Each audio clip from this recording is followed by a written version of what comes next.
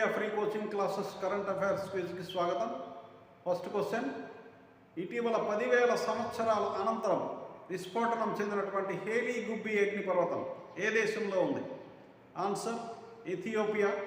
Number 2, ఇటీవల 24వ Shanghai cooperation ఆర్గనైజేషన్కి సంబంధించిన ప్రభుత్వాధినేతల శిఖరాగ్ర సదస్సు ఎక్కడ జరిగింది?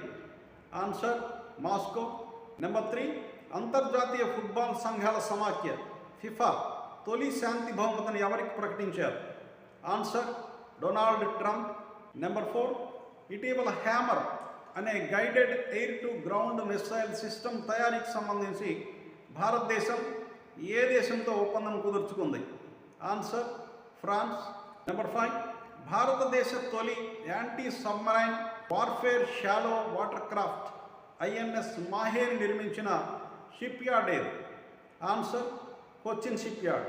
నెంబర్ 6, ప్రపంచంలోనే తొలిసారిగా డెంగ్యూ నియంత్రణకు సింగిల్ డోస్ టీకా బొటటిన్ డివిని అభివృద్ధి చేసిన సంస్థ పేరేంటి?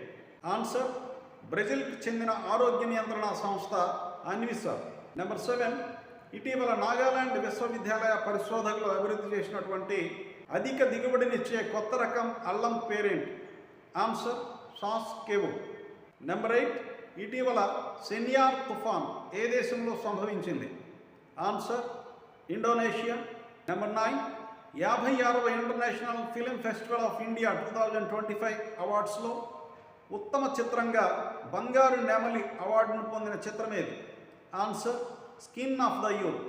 నెంబర్ 10, కాలాపాని, లింపియాదొర, లిపులేక్ అనే భారత భూభాగాలు ఏ దేశంతో వివాదాస్పదంగా ఉన్నాయి? ఆన్సర్ నేపాల్.